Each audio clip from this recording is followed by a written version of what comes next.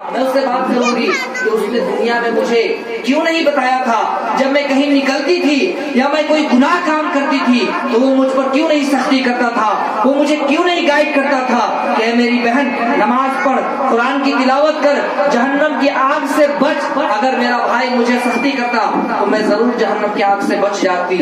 حضرات محترم، پھر وہ عورت اسی طرح 4 مرد کو، اپنے باپ کو، بھائی کو، اور اس کے بعد اگر وہ شادی شدہ ہے تو اپنے شوہر کو، اور اگر اس کے پاس اولاد ہے تو اپنے بیٹے کو، 4 مرد کو جہنم میں لے جائے گی۔ حضرات محترم، کو غور کرنے کی ضرورت اس بات کے لیے ہے کہ آپ بتائیے کہ ہمارا اور آپ کا جو شمار ہو رہا ہے، ہماری اور آپ کی جو گنتی ہو رہی ہے، وہ گنتی کہاں ہو رہی ہے؟ کیا ہم اور آپ اللہ کو کیسے منہ دکھائیں گے؟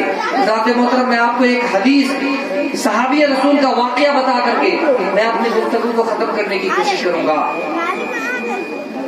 اللہ کے نبی صلی اللہ علیہ وسلم کا وہ پیارا دور ہے، وہ مقدس دور ہے۔ اس دور میں ایک صحابی تجارت کے ارادے سے، بزنس کے ارادے سے کہیں تشریف لے جاتے ہیں۔ حضرات محترم، بہت تیزی کے ساتھ، چونکہ وقت میں لحاظ رکھ رہا ہوں وقت کا، چونکہ ٹھنڈ کا موسم ہے اور آپ جو ہے ٹھنڈ میں بیٹھے ہوئے ہیں، اس لیے میں اس بات کا لحاظ کر رہا ہوں، بہت تیزی کے ساتھ چل رہا ہوں۔ وہ صحابی رسول بزنس کے ارادے سے، تجارت کے ارادے سے اپنے گھر سے وہ چلے جاتے ہیں کہیں باہر، بہت دور کے سفر میں چلے جاتے ہیں۔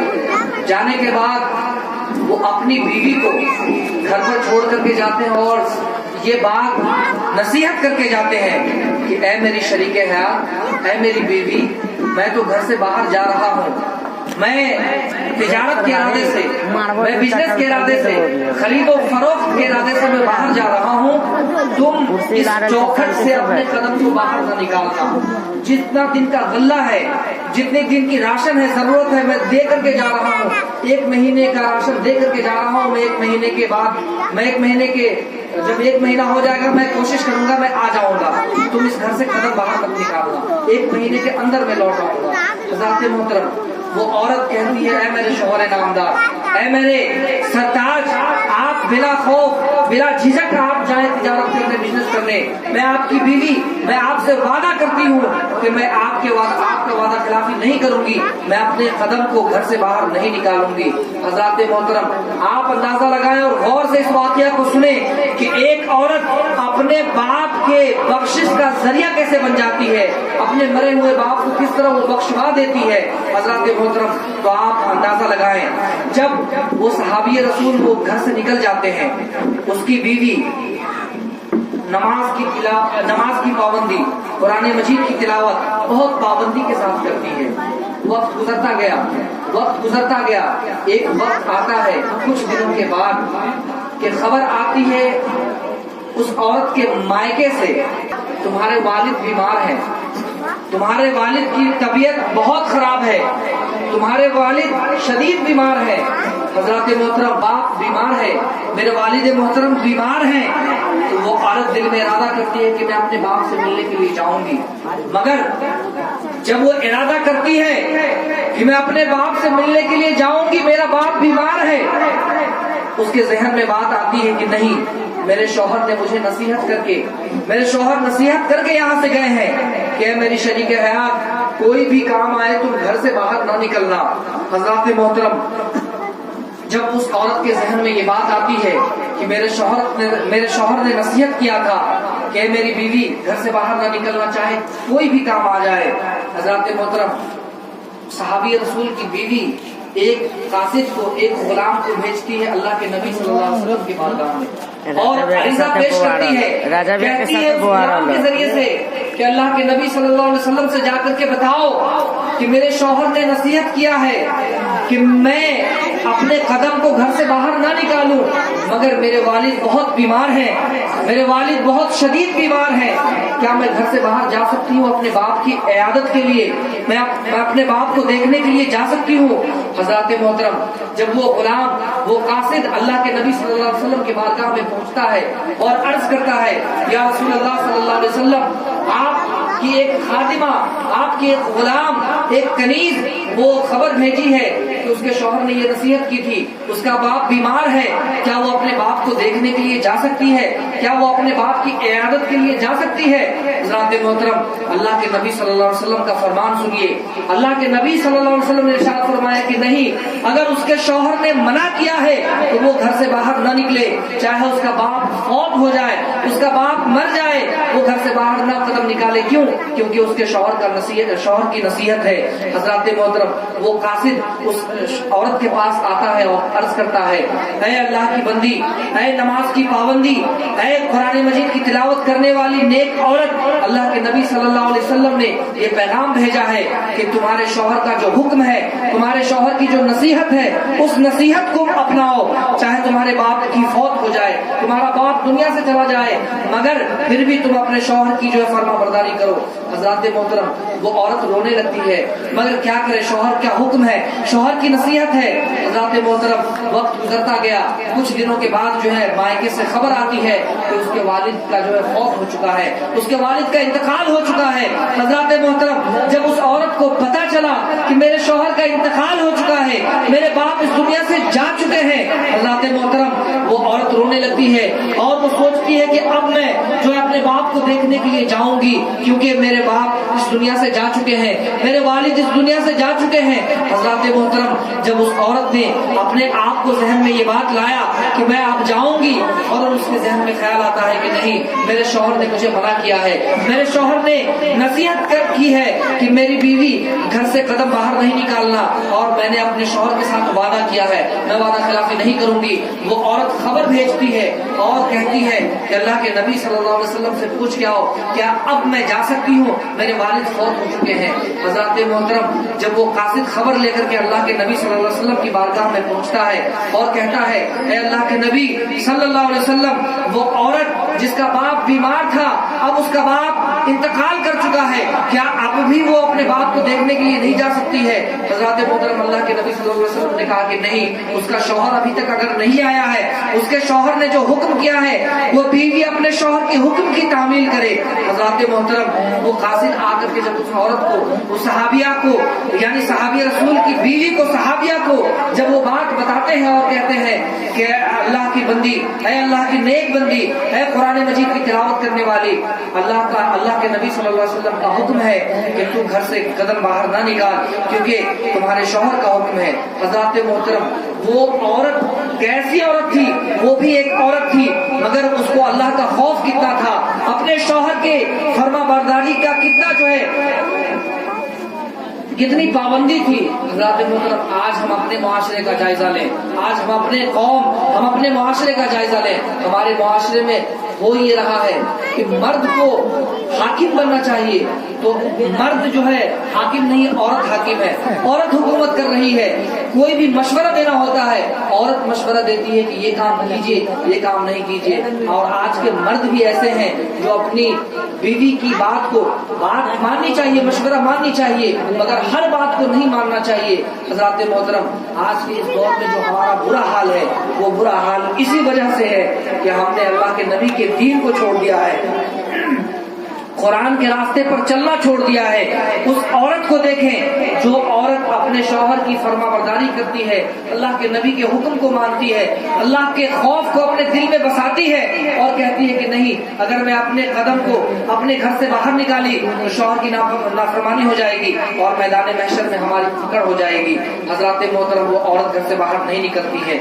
پھر بات یہ ہوتی ہے کچھ دنوں کے بعد، جب وہ عورت رو کے گرا کر کے رہ جاتی ہے، اپنے گھر میں سمٹ کے رہ جاتی ہے، اللہ کے نبی صلی اللہ علیہ وسلم کچھ دنوں کے بعد خبر بھیجتے ہیں اس عورت کے پاس کہ جا کر کے اس عورت کو یہ خبر دے دو، یہ خوشخبری سنا دو کہ اس نے اپنے باپ کے مرنے پر جو صبر کیا تھا، یعنی اپنے شوہر کے حکم کی تعمیل کی تھی، اپنے قدم کو گھر سے باہر نہیں نکالا تھا، اللہ نے اس صبر کے بدلے میں اس کے باپ کی مغفرت کر دی ہے، اور اس کا باپ گنہگار تھا مگر اللہ تبارک و تعالیٰ نے اس کو جنت عطا کر دیا۔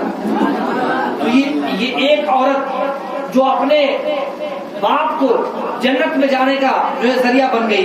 तो मेरे मोहतरम बुजुर्गों और दोस्तों, हम और आप, चाहे वो मर्द हो या औरत हो, कोई अगर बाप अपने बेटे के लिए दुआ करे या बेटा अपने बाप के लिए दुआ करे, भाई अपने भाई के लिए दुआ करे, तो मेरे मोहतरम बुजुर्गों और दोस्तों, अल्लाह जरूर कबूल करता है। तो हमारा और आपका काम, हमारा जो मुआशरा है, इस मुआशरे में सुधार की जरूरत है। हमारा स्टेटस ये हो चुका है, हमारी जो अकड़ है ये हो चुकी है कि हम जो कहें वो बात होनी चाहिए। अगर कोई बंदा कोई भी मशवरा दे रहा है, उस मशवरे को नहीं, मेरा मशवरा होना चाहिए। आज यही हमारे दौर में और हमारे मुआशरे में हो रहा है। आज जो उम्मत मुस्लिमा परेशान है, परेशान इसी वजह से है कि आज हमने अल्लाह के दीन को, अल्लाह के नबी के रास्ते को छोड़ करके इस यहूदो नसारा के रास्ते पर चल चुके हैं। यहूदो नसारा को बिल्कुल मुकम्मल तरीके से फॉलो कर रहे हैं। इसी वजह से हम और आप नाकाम है। अगर कामयाबी चाहते हैं तो यकीन जाने हज़रात मोहतरम, कामयाबी यही है कि जो आखिरत में कामयाब हो गया। दुनिया में कामयाब तो फिरौन भी हुआ था, दुनिया में कामयाब तो नमरूद भी हुआ था, दुनिया में कामयाब शद्दाद भी हुआ था, मगर वो आखिरत में कामयाब ना हो सका। इसलिए मैं आपसे गुजारिश करूंगा कि दुनिया में कामयाबी मिले या ना मिले, आखिरत की कामयाबी को पहले तरजीह दीजिए। आखिरत में कामयाब होने की कोशिश कीजिए। और आखिरत में कामयाब तब हो सकते हैं जब आप अपने अंदर अखलाक को लाइएगा। नमाज सबसे बड़ी चीज नहीं है, रोजा सबसे बड़ी चीज नहीं है, हज सबसे बड़ी चीज नहीं है। अब आपका सवाल होगा कैसे? नमाज तो बहुत बड़ी इबादत है, रोजा बहुत बड़ी इबादत है, हज बहुत बड़ी इबादत है। बेशक नमाज बहुत बड़ी इबादत है, रोजा भी बहुत बड़ी इबादत है, हज भी बहुत बड़ी इबादत है, मगर सबसे बड़ी इबादत क्या है? इंसानों की खिदमत करना, खिदमत खल्क जिसको कहा गया है। अगर आपके दिल के अंदर इंसानों से मोहब्बत नहीं है तो आपकी नमाज किसी काम की नहीं, आपका रोजा किसी काम का नहीं, आपका हज किसी काम का नहीं। अगर आप अपने से यानी कि इंसान को कमतर समझते हैं, छोटे समझते हैं, इसलिए मेरी गुजारिश है अपने अंदर खुलूस, अखलाक, मोहब्बत ऐसे पैदा कीजिए कि अगर कोई सामने वाला अगर कोई अकड़ में आ रहा है, आप झुक जाइए, सलाम कीजिए। सलाम का जवाब जब वो नहीं दे फिर भी सलाम कीजिए, सलाम करते रहिए। आप याद रखें, अल्लाह के नबी सल्लल्लाहु अलैहि वसल्लम ने इरशाद फरमाया था कि अगर दो भाइयों में ना इत्तेफाकी हो जाए, और दो भाई कौन है? सिर्फ अपने सगे भाई दो भाई नहीं होते हैं। अल्लाह के नबी सल्लल्लाहु अलैहि वसल्लम ने ये कहा था कि एक मुसलमान दूसरे मुसलमान का भाई होता है, यानी कि हर मुसलमान आपस में भाई भाई है।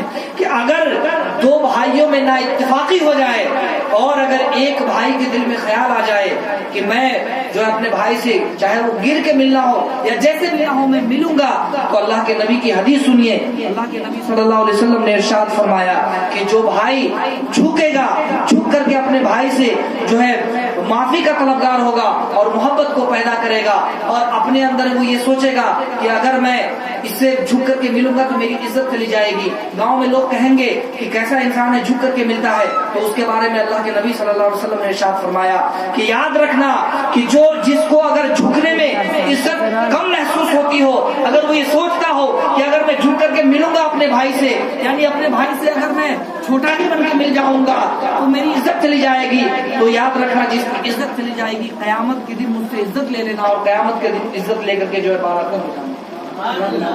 शायद मेरी बात समझ नहीं आई। अल्लाह के नबी सल्लल्लाहु अलैहि वसल्लम ने इरशाद फरमाया कि अपने अंदर जो खुलूस लिल्लाहियत होती है, उस खुलूस और लिल्लाहियत अनापरस्ती को खत्म कीजिए। अनापरस्ती उसको कहते हैं जो अपने आप में मस्त रहना, अपने आप में मगन रहना, जो हम कर रहे हैं सब सही है। तो ये मेरे आपको नुकसान ही आएगा। आज इस मुस्लिम कौम में, मुस्लिम मुआशरे में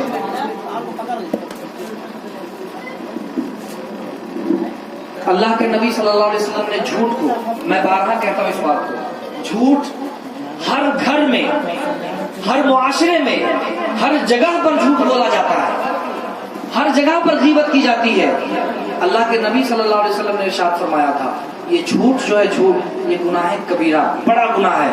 और झूठ जब इंसान बोलता है तो उस इंसान के मुंह के अंदर से ऐसी बदबू आती है जो रहमत के फरिश्ते होते हैं वो मीलों दूर भाग जाते हैं। मीलों दूर भाग जाते हैं। और झूठ बोलना गुनाह कबीरा है, मैदान महशर में उसकी बहुत बड़ी पकड़ है। हज़रात मोहतरम, आज हमारे मुआशरे में झूठ को कितना इंसान जो है गुनाह कबीरा समझता है। आम गुनाह को, झूठ को कोई गुनाह नहीं समझता। हम आप बिल्कुल आसानी से झूठ बोल देते, गुनाह कोई नहीं समझता। गीबत करना कोई गुनाह नहीं समझता, लेकिन ये बहुत बड़ा गुनाह है, गुनाह कबीरा है। इस बात को समझने की जरूरत है। और ये समझ क्यों नहीं रहे हम, और आप पता है नहीं समझ रहे कि दिल जो है ना, वो बिल्कुल जमीर जिसको कहा जाता है वो मर चुका है, दिल मुर्दा हो चुका है। जब दिल मुर्दा होगा तो सही क्या है वो भी समझ में नहीं आएगा, गलत क्या है वो भी समझ में नहीं आएगा।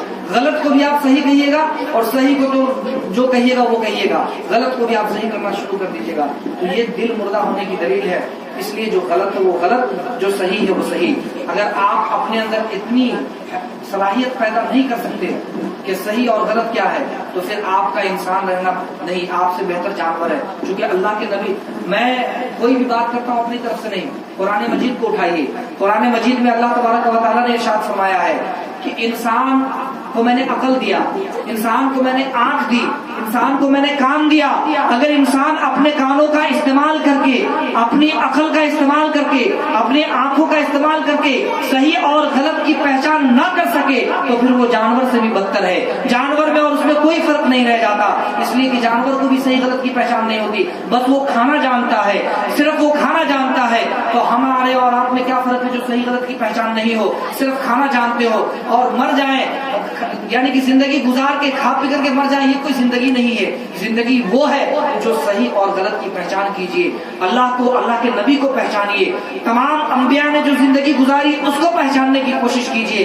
आज दुनिया में जो रिसर्च हो रही है, मैं 5 मिनट का वक्त लेकर के अपने आपके सामने से रुखसत हो जाऊंगा। दुनिया जो रिसर्च कर रही है, ये रिसर्च में बात, ये मैं साइंटिस्ट की बात कर रहा हूँ, साइंटिफिक बात करने लगा हूँ। जो रिसर्च कर रही है वो रिसर्च में साइंस कहाँ तक पहुंच चुकी है पता है आपको? ये हवाई जहाज बनाना, मोबाइल बनाना, कंप्यूटर बनाना, ये दुनिया की जो भी नई चीजें इजाद हो रही हैं, जो भी चीज जो साइंटिस्ट जो बना रहे हैं, हज़रात मोहतरम, कितनी अकल है उसके पास, कितना दिमाग है उसके पास, कितना जहन है उसके पास कि आप यहाँ बैठे हैं और उसने ऐसा मोबाइल फोन बना दिया कि आप दुनिया के किसी कोने में बात कर सकते हैं। कैसा जहन है उसके पास, मगर वो जहन किसी काम का नहीं जो अपने रब को ना पहचान सके, जो सही गलत की पहचान न कर सके, जो अल्लाह के नबी को ना पहचान सके, जो हक को हक न कह सके, वो तरक्की कोई तरक्की नहीं। अल्लाह के नबी सल्लल्लाहु